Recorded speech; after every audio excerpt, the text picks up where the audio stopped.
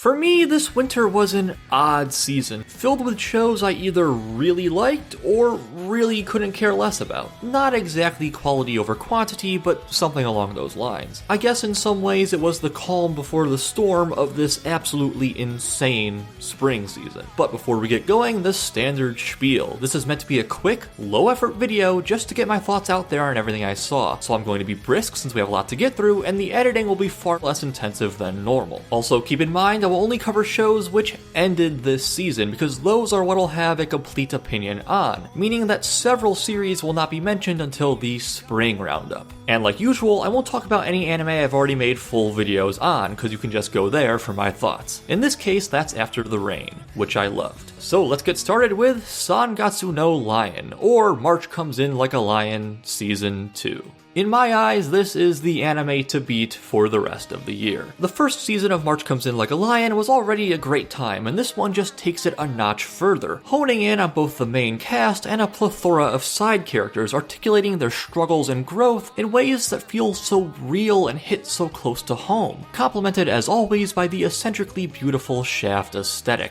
Every episode was an emotional gut punch, and I wouldn't have it any other way. This will probably be the last time I talk about the series for a while, since as a sequel it will not be eligible for my personal end-of-year list. But if you have any patience at all for heavy and heartwarming character dramas, you cannot miss March Comes In Like a Lion. On the other hand, feel free to miss Kokkoku. If you're disappointed I didn't see Takagi-san this season, blame Twitter, which had me watch Kokkoku instead. Now, Kokkoku is not broken or incompetent, it's just mundane and forgettable. It's a perfectly watchable supernatural thriller type series, but besides the opening, it doesn't have enough going for it to truly stand out. The characters are pretty hit or miss, the production values are shoddy, the plot is propelled by numerous convenient twists and turns. I just don't feel like I got my money's worth, metaphorically speaking. If you put a gun to my head and made me watch Kokkoku, I could do it no problem, but that's the height of praise I can give.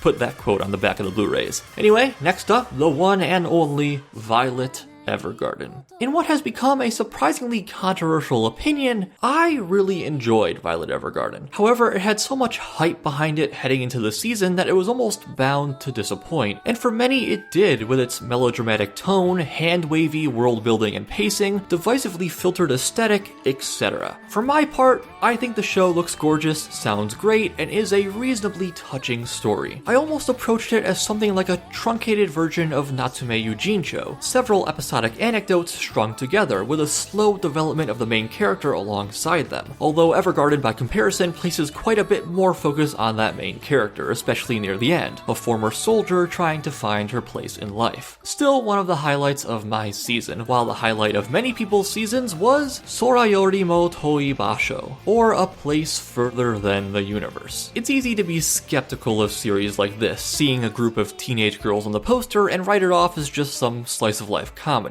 Don't worry, we'll cover one of those a little later. Place Further Than the Universe, on the other hand, is more of a drama following these four girls on their quest to go to Antarctica and the emotional trials they face along the way. It's a very well-rounded and likable show that touches on many relatable themes of friendship, grief, dreams, and penguins. It can get a little heavy-handed in my opinion, but all in service of fleshing out the characters, so if you haven't checked it out, give it a shot. Also, maybe give a shot to Garo, Vanishing Line. Not because it's a stellar piece of entertainment, but because it's a reasonably solid one that seemingly not many people watched. Vanishing Line is technically part of the larger Garo franchise, but each entry is standalone, so you can watch this with no prior knowledge. After all, I did. It's a brand of action show that we only get every so often these days, heavily Western styled with kick-ass characters doing kick-ass things. I won't say the writing is always a 10 out of 10, but this is a show to watch for the spectacle and fun, not commentary on the human condition. As it so happens, there was another demon-y supernatural action series this season that did have some sort of commentary. I am of course referring to Devilman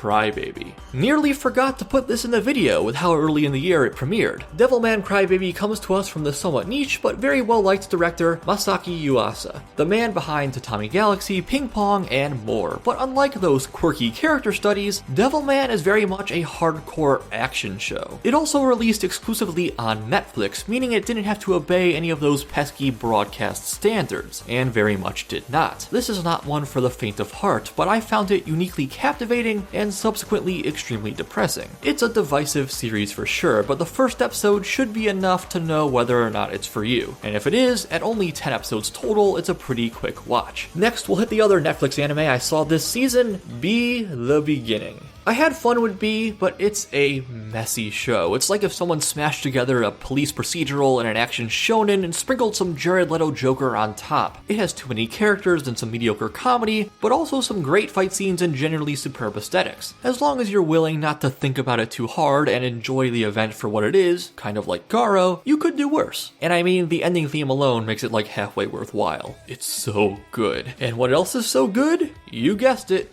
Gintama Shirogane no Tamashii-hen, or the Silver Soul Arc. Aside from unfortunate bottom-of-the-barrel animation, I think this arc is shaping up to be a perfect Gintama finale by encompassing all that Gintama is. As the series has neared its conclusion, it's had to ramp up the story and drama, but this can kind of fall flat because honestly, Gintama can feel a little generic when it gets too serious. In my eyes, the best things about Gintama have always been its wildly diverse cast and nearly unparalleled sense of humor, which this arc is taking full advantage of. It's pulling in every character it can from the show's long 300+ episode run for an appropriately grand finale, splicing in jokes and action with equal prevalence to create an experience that is truly Gintama. We may be nearing the end of the line, but at least we'll go out with a bang. This season saw another entry in a long franchise with Fate Extra Last Encore. Definitely one of, if not the, most unique Fate anime to exist, as Shaft Productions tend to be. An adaptation of a game that doesn't really adapt the game, Fate Extra is sort of nuts, and I don't even know what to recommend you've seen of the franchise before giving it a shot. It's probably best to just have a general familiarity. And it's not even over, with more episodes coming in July that with any luck will be just as odd and strangely entertaining as what came before. I'm not sure I would call Fate Extra a good show exactly, but I'll remember my time with it and had a relatively positive experience. I also had a positive experience with Gakuen Babysitters, or School Babysitters. They're so precious. Look at them. It's a whole show about toddlers with designs like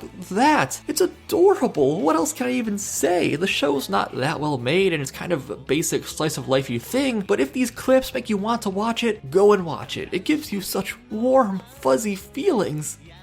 Next, we have Overlord II. Overlord is a trapped-in-a-video-game isekai light novel adaptation where our protagonist is reborn as his skeletal video game character in a fantasy world and sets out to conquer it with his extremely overpowered abilities. Wait, please, come back, it's not as bad as it sounds. The interesting thing about Overlord, especially once it gets past the setup, which is mostly what Season 1 adapted, is that it focuses more on the natives of this world and the repercussions of the main guy's actions on their lives, rather than just the main guy. There's a lot of room for interesting perspectives and world building there, but the thing is, I kind of shot myself in the foot with Overlord. Back in the day, I had a great time with the original 2015 season, so I started reading the novels and loved them. It's all well and good so far, but this inadvertently exposed how limp the anime is as an adaptation. It certainly doesn't look good enough for me to relish in the mere fact of being animated, and so many of the details or internal thought processes that made me like the novels get utterly lost in translation. It's